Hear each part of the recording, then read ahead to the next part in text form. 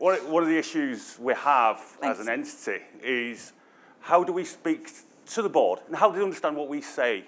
How do we explain those technical terms to them in a way they would understand? I love analogies, and analogies are one of the main things for me. Put it across in the words that they understand, what they're interested in, so we can explain it. Don't say, oh, we're doing SD-WAN, we're doing SASE, or these kind of things. They haven't got a clue. So this talk is about speaking the language of your audience. So in this talk, I'm going to teach you guys a bit of an understanding towards American football. So hands up who's watching this thing on Sunday night. No, you don't put them a bit higher, come on. So there's a few. Right, so you guys, right, let's leave it at that, it'll come into the talk. So who's watching for American football? So we've got a couple of you watching for American football. We won't talk about teams, but neither is mine. And it's also interesting, it's in Las Vegas. So LV, it's the third one in Las Vegas. I don't think that's true, but it's interesting. For you guys, it's a quiz question, Las Vegas. And it's happening on Sunday night.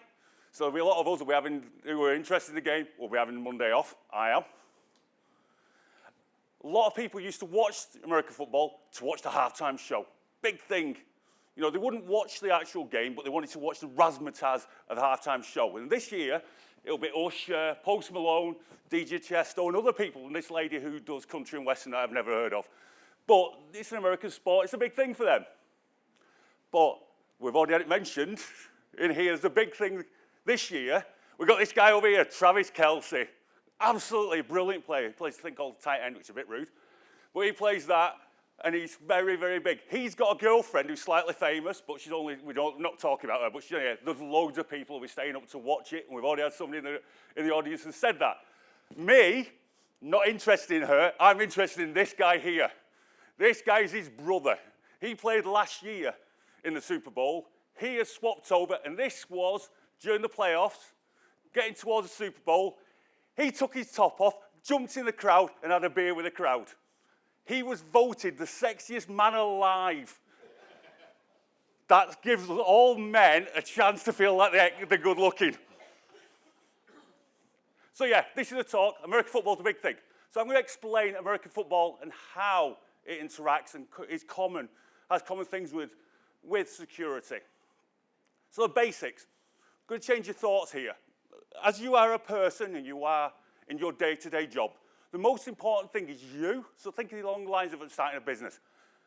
I'm the most important person, but my most important thing to have is the data.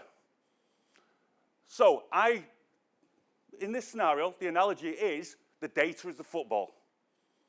It is the most important thing in the game. Don't lose the football. If you own the football and can contain that football and make sure you've got control of it, the business progresses, it moves forward. And we play on a field. This is our pitch, by the way. This is the team I coach for. I actually set up the biggest team in Manchester. That's actually the best team in the UK. Well, I'm not with them anymore. This is one called Rosendale, which is North Manchester. So, American football's got two sides, and you'll have heard of this, offense and defense. We're not going to talk about it in that way. Think of it, as I say, back to the fact of the ball being the most important thing. So we've got the offense becomes the protectors of the ball. The defense become the attackers. They're trying to take the ball off you. So in American football, or in cyber, we're changing the analogy over. We're thinking along the lines of how do we protect that ball? How do we maintain control of it? So this is our standard layout of American football. We have these guys. These are the big guys, bigger than me even. Think of them as your big metal. They're your firewalls. They're protecting you, making sure that these attackers cannot get through to you, the quarterback. But what they want to do is, you as a business want to share that data externally to third parties. So these guys here are allowing this guy to share that data externally. And we've done it along the lines of multimedia with YouTube. But it's going to extend the data externally. But to do that, the actual firewall must open holes and allow that data to go out. So that's what the line is doing. They're making sure that they can open a hole to let the ball and the data flow out down the field. But we've got two ways of sharing data. we've got the ability, and we've got it in cyber, we've got two ways of sharing data. One is we're using TCP. Sorry, for you guys who don't understand TCP, it's a connectioned product. So we give that data to somebody. So think of it along the lines of this. I'm giving that ball to the running back. I'm going to hand it to them. I know they've got that data, and if they've got it, they can take it forward. That's the same as TCP. But the other one is UDP. If we're sharing data via UDP, as in going out to the data over the internet, we're just sending that data out. We've got no control whether it arrives anywhere. That's the same in American football. Quarterback throws the ball. It'll hopefully arrive at that person, but if it doesn't make it, does it really matter? Well, in the game it does because you lost the ball's disappeared. But in UDP, it's going to send it out with no guarantee it's going to arrive there. So UDP and TCP, you've got an idea why we talk about this? So it's not like cyber. Well, this guy here, J.J. Watt, an absolute beast of a man. 20 stone, 6'5", same height as me. 21 stone. Former NFL player. He's also part owner of Burnley Football Club. So we've got a nod down there. Up the road, Burnley fan, yeah? Interesting guy, isn't he? So Burnley is around the corner from where we are. It's about 8 miles away from where we play American football. This is our 99. This is Danny. 5'9". We all don't believe him. He looks about this big. He weighs 17 stone 12. You can imagine he's not going to run anywhere near the same kind of speed as J.J. Watt. And he also is the college lecturer, but he's our club chairman. He turns up, trains every single week, and is involved in there. So let's have a look along the lines of us. Another analogy regarding where we are. So in this country, and also Pee Wee League, we've got little time and resources. It's not a professional sport, so we're trying to teach people using limited time and resources. So in this scenario here, look at these guys have had a lot of training. They're all there, all prepared. These guys are all doing dances from TikTok as part of the session. That's us. If we're not able to give the time and not able to focus on the resources, we have to choose what we can do, and therefore make sure we have those resources available. We also have it. How many people have changed and moved to a company and somebody said, oh, I've got a bit of budget, and it's gone. You spent all the budget on it. I've had that previously at a previous role. I got told, we've got a massive budget, and by the time I arrived after my 3 months notice period, it was sold, and I had no budget. So in this scenario, this is our scenario, this guy is 17, 460 pounds and 7 foot tall. So look at the size of this guy compared to him. All the budget's on that guy, and you're just putting everything behind the back of that guy. So that's the scenario. If you put all your budget on one tool, everything else is open. So make sure you get your budget across the board and don't focus on one tool. You're also, another scenario, unknown adversaries. I love this, I love this. This is one of my favorite things in America. So these are all the mascots. And what they actually do, they play a game against a team. And these mascots go around and hit these kids. So if anybody's ever seen it, they're absolutely hilarious because they're just running down these kids, but they're just knocking them over and having fun. Do we know who these are? Nah, they're just people wearing costumes. That's what it is in the environment. We don't know who's going to attack us. Everything will change constantly. Script kiddies. Me as a coach in American football, the amount of people come up to us, oh, this will work, this will work. Same as a script kiddie. Somebody's played Madden on the computer. So Madden is a computer game, by the way. Anybody who doesn't know that, it's on Xbox and all this kind of thing. People will play Madden and think that's where you work in real life. It's not true. People learn this kind of stuff without actually doing it. So a script kiddie is somebody who'll go online, play a game, learn some stuff, and try to attack you. It's so easy for them to do that. So we have the same scenario. People will learn things and think that's the right way of doing it, and use that information to attack us. We've also got misconfigured systems. So anybody notice the issue with this? So you guys who are watching American football, see what's the problem with this? This is actually this year, the Chicago Bears.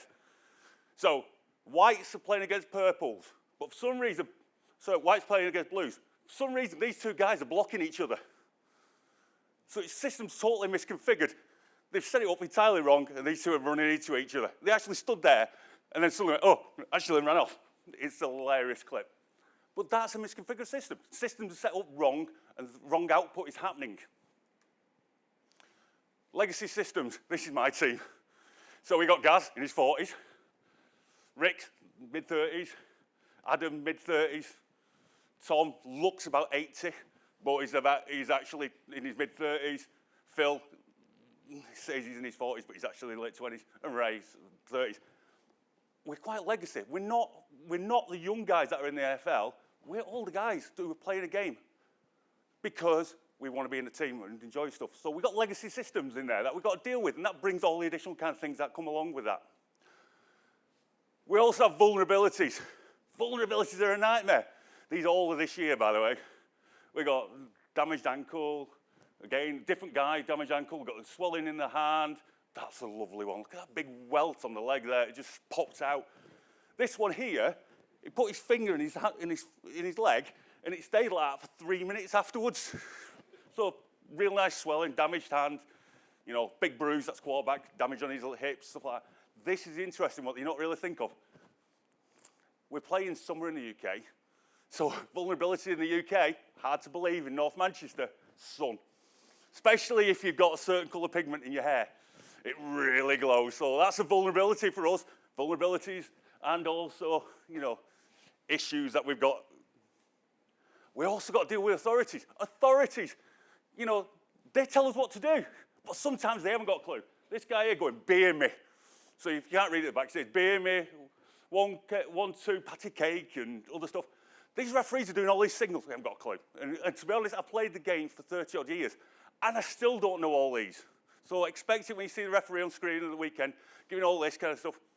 Don't worry, he's going to tell you afterwards. But we've got to deal with them.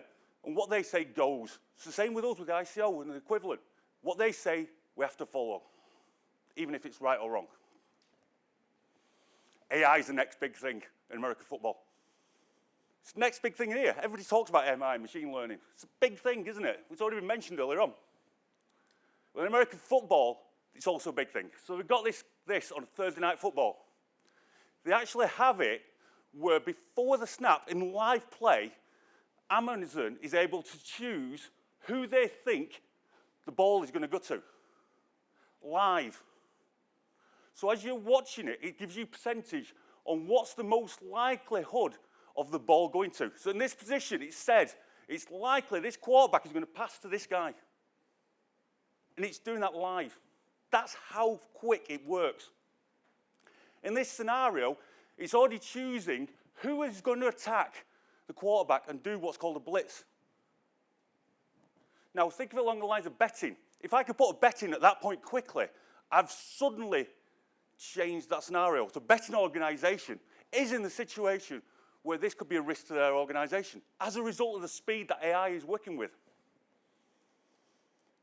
So, American football, we have these technologies, or we have these things. So I'm going to explain these. These are pick six that we mentioned, might be mentioned weekend. That's a baddie. We'll go to the last one. Interception. Who knows what an interception is? It's gone quiet. We have C hand coming up, right? So I'm going to explain that one. And blitz and pass protection. And we're going to give you those analogies for where they are in American football compared to cyber. So we have pass protection. So think along the lines of pass protection as an IPS. It's going to watch for things entering your network. And as they come in, it's going to protect it. And in this scenario, this guy here is running pass protection. So he's going to create what's called a pocket, which is a protected area that the quarterback stands in. And as somebody enters, this guy here is going to go and get them.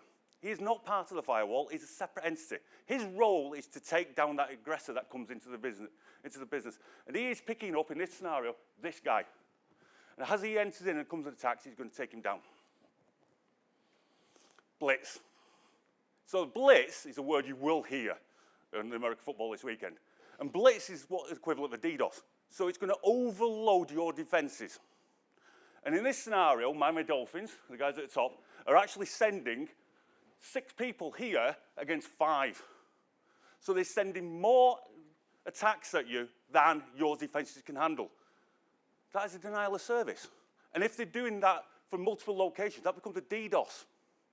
So when you hear the term blitz, think of it along the lines of DDoS. It's trying to stop you from doing your services. If they send somebody through one of these holes, that's denying that hole. And therefore, you're not able to share that data a lot wider.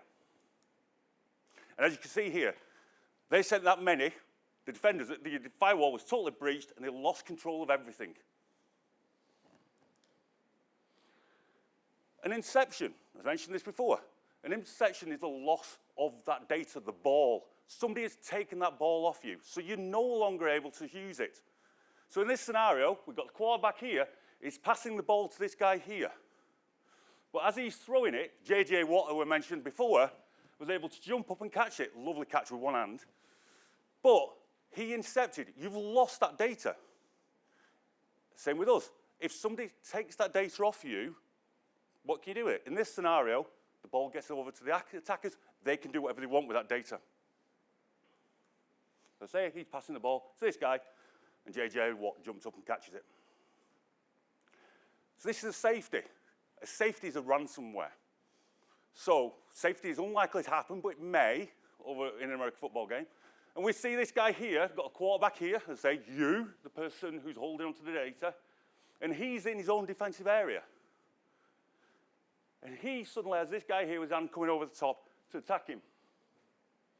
And when he hits that guy, sorry, go back one, when he actually takes that quarterback, why this is a ransomware, because at that point, you have to give the ball away.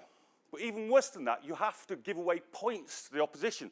They gain out of you losing that or being tackled at that point. So in that scenario, they making money out of you, or points in this case, out of you, because you have lost or been taking that data, or lost access to that data.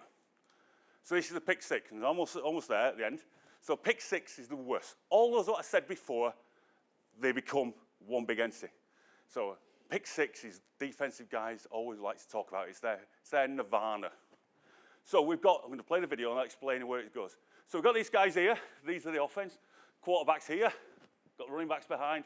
The big firewall here protecting everybody. The attackers are going to send an attack through here. Oh, why did I not play?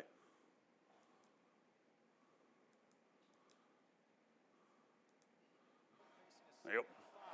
So this guy's coming through, he's blitzing, he's come through the hole, he's hit the quarterback, the ball's been lost, it then gets up, picked up and taken, and they're going to score. So we had in there, we had a blitz, went through. There is your DDoS. The DDoS then resulted in that quarterback losing the ball, the interception, the hand over that ball to somebody else. So that is data loss. The data loss was taken away by the attacker. They then took that ball and actually progressed that into your customers or your adversaries and took that and made a gain. In that scenario, that's 6 points to those guys, and they're able to, at that point, enhance their score and make money out of you. You've lost total control of everything. It's the worst case scenario. For us, we get a data breach, somebody takes our data, we have to pay to get the data back, we've lost all control of it, and they've gained. So, horrible scenario for us in there, and the same in American football.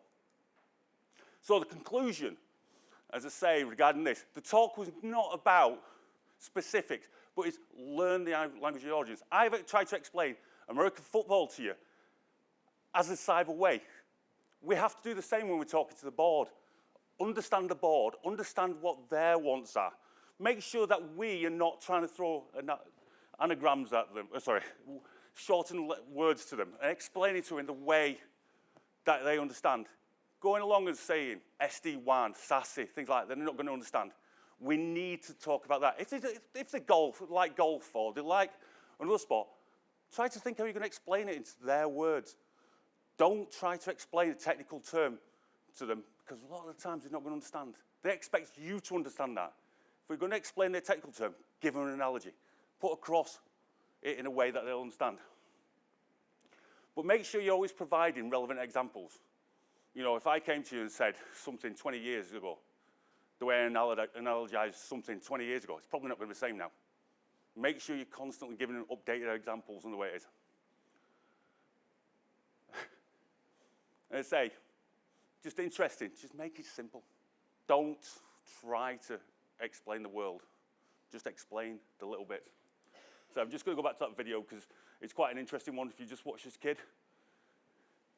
As I'm leaving, you can actually come and ask the questions. Just watch this kid, watch what happens. He gets the ball, doesn't have a clue what he's doing, and then runs around in circles for a bit, and eventually gives the ball away. That's the worst case scenario. If we don't know what we're doing, it could be terrible, because just runs around and eventually gets tackled by anyone on his own team. And that's me done. Thanks, Lee. Thank you very much. Right, so you're bang on time. It's not a lot of time for questions, but I am going to ask you one. Okay. For everything you've talked about, because right at the beginning, you said limited time, limited resources. Yes. Best bang for buck of everything you've just spoken about. What, in American football terms, or as in what I would do with a business? This terms. For me, getting across that we need to talk, simplify things. Regarding all the talk there, make sure we get and spread the ball wide. Don't fall along that scenario of buying the big tool.